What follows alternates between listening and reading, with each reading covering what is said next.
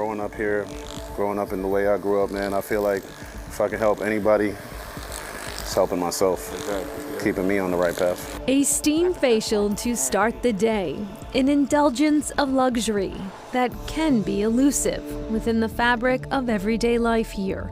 At first glance, the Palace Elite Barbershop on Main Street in Worcester seems a touch out of place. People would tell me, why would you go to Main South and put luxury barber chairs and all that type of stuff? And that's the point, so that my people can see, with all the odds stacked against me, to be able to succeed. I'm doing it. Principe Virtuez wasn't dealt an easy hand in life. He doesn't know his family. Unfortunately, my parents, they chose the street life, so I grew up in foster care and in and out of different cities. He says by the age of 12, he chose the streets himself.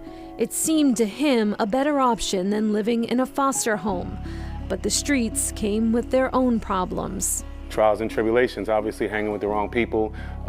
In Main South, you know, unfortunately, there's a lot of drug use. Principe says he never used drugs, but that dealing them became a way of life. In your 13, 14-year-old mind, you're like, I can go to McDonald's right now if I just sell them some drugs, you know what I mean? Or I can just keep walking back and forth and be starving. A decision that would launch him into a dangerous cycle. It started with juvenile detention centers. I'd be in and out. I would only get out for like 2 or 3 weeks. I'd be right back in there. Around 17, I went to an adult prison. He would get out, fall back. In total, he spent 7 years behind bars.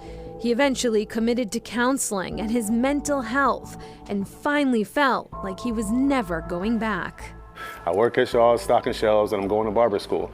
But Shaw's wasn't paying me much, and then once the 90 days was over, it wasn't enough to pay the rent, and then unfortunately fell back into the path of trying to hustle to maintain. In 2008, he was sentenced again to 8 years behind bars. This time, when the gates to freedom opened in 2016, he had a plan for success. Found a friend of mine, he lives in Worcester, and he had a barbershop. I told him, like, yo, I don't have any place to stay. I got the barber license though. If you could just let me sleep in the basement of that barbershop, I'll figure it out. I stayed in the basement of his barbershop for about 3 months. And then in 3 months, there was a studio that opened up upstairs, and I got that. I didn't remove myself from the hustle. I figure out legal hustles to get it done. 2 years ago, when he saw this former bike shop for sale, he didn't think twice. After all, this was once a makeshift shelter. It just made sense, man. I was like, yo, man, I slept in the back parking lot, man, and now I'm gonna own this place. So I found this particular spot and had to have it. He's been through a lot of stuff I've been through living around this area. Christopher Gauthier says it can be tough to find motivation, to find your way out, your way up. He isn't just inspired by Principe's presence here. He is part of a new program called Barber Talks.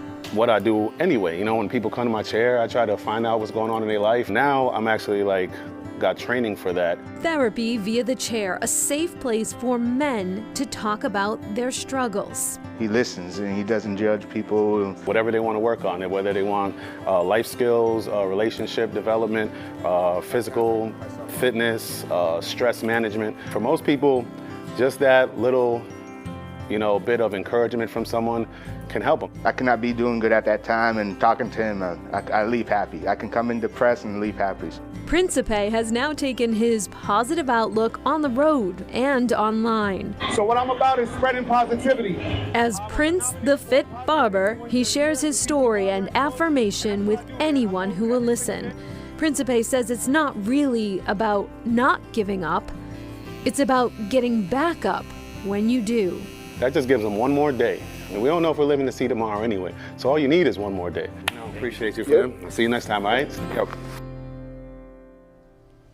Oh, it's a great story, and Principe tells Nicole that he's busy right now opening a second luxury barber spa location in Maine. That's great, and Barbershop Talk is actually expanding nationwide. It's training barbers how to listen and to positively communicate with other people. And Palace Elite participates in the Barbershop Health Network, which provides healthcare screening to Worcester residents who have limited access to doctors. A lot of good work happening there. Up next, a difficult diagnosis changed her path.